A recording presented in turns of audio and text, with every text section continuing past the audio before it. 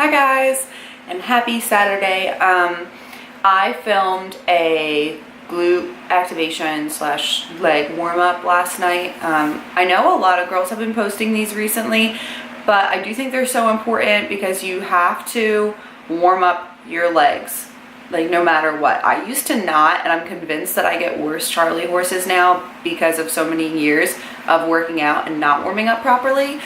So regardless of what you're doing, you need to warm up. But on leg days that I'm trying to focus on my glutes and hamstrings, I like to do glute activations.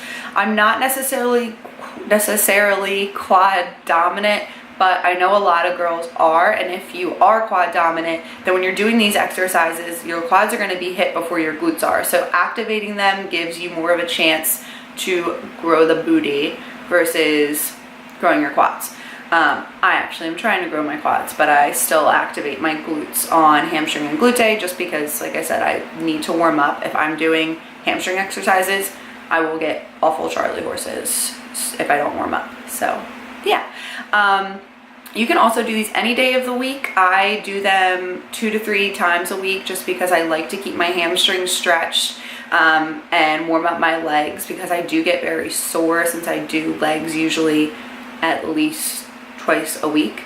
Also, I recorded the voiceovers for the video last night at like 1 a.m. so it's really monotone.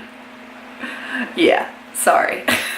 So please excuse my voice. Again, the quality is very bad because I recorded it on my iPhone. It was very spur of the moment. What are you gonna do? So yeah, I hope you like it. If you do, please comment and subscribe. Thanks, guys. I guess I would call these banded RDLs. When I'm doing them, I try to go as slow as possible and definitely squeeze at the top. You should feel this in your hamstrings when you're parallel to the ground. I'll superset it with a squat, as you can see, and the sets are a little bit off. But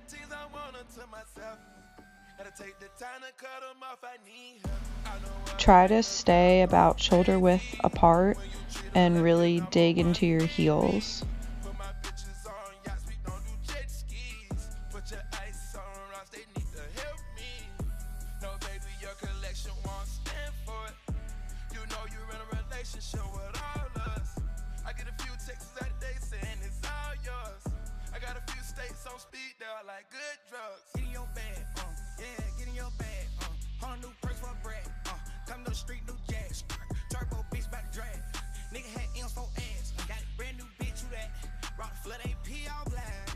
These are just banded side steps. You can go across a whole room, but if you have a small area like me trying to fit it in this film, you can do it like shown.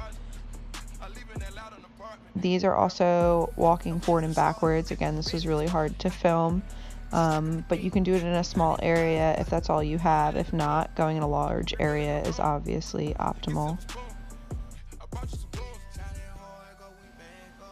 For these, I use a smaller band than I did in the cable RDLs just because they're not as much resistance, and this is more of a stretch and warm up than anything else. I'm not really trying to activate my glutes as much here, but as you'll see, I'll alternate between different exercises from leg to leg.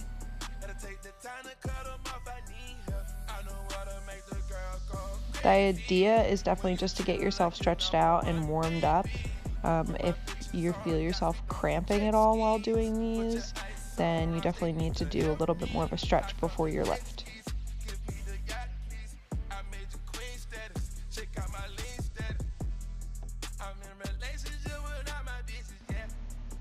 These are additional to the banded kickbacks. I like these as well as ending just because they warm up the bottom of my hamstrings and I don't have the resistance band, so I can have more control of how I'm kicking back.